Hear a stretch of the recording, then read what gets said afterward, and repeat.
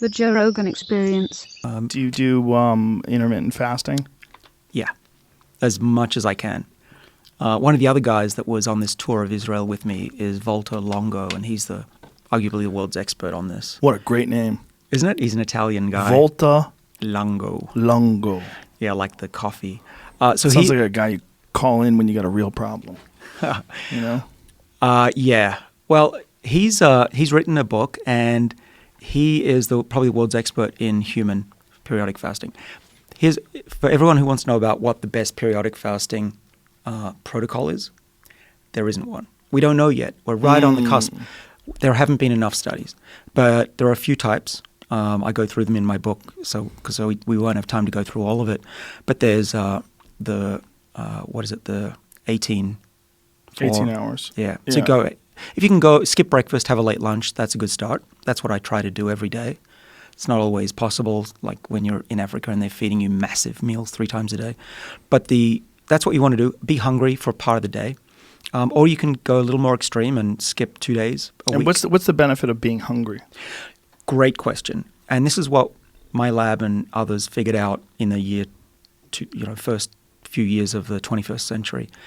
We figured out that these genes that extend lifespan, these sirtuin genes, are activated by being hungry, in part by raising NAD levels, which NMN will mimic the effect of. So being hungry actually raises your lifespan in some sort of way.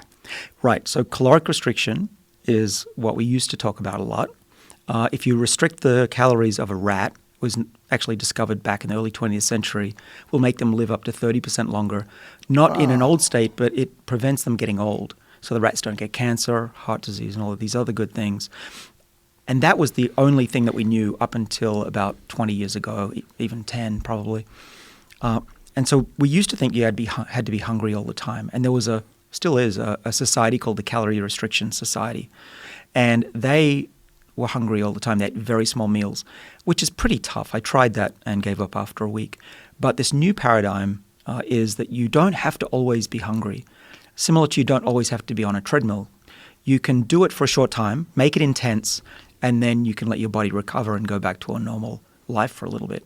And that's great news. That means that we can have our cake and eat it too, so to speak, as long as the cake doesn't have a lot of sugar in it. Now, when you are on this protocol of restricted eating plus metformin, when do you take what and when do you exercise and how do you balance it out? Like when do you know what to do what?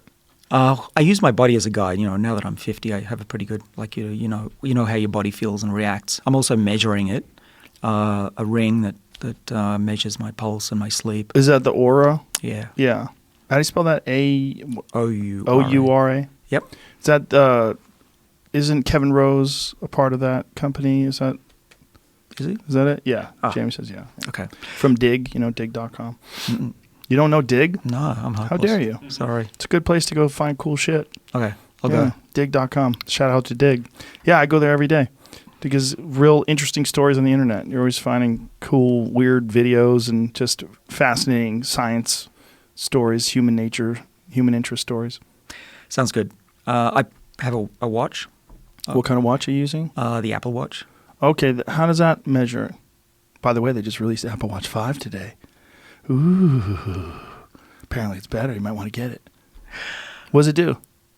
What does the Apple Watch do? Yeah, how's it? It changes songs in my headphones. It tells the time occasionally.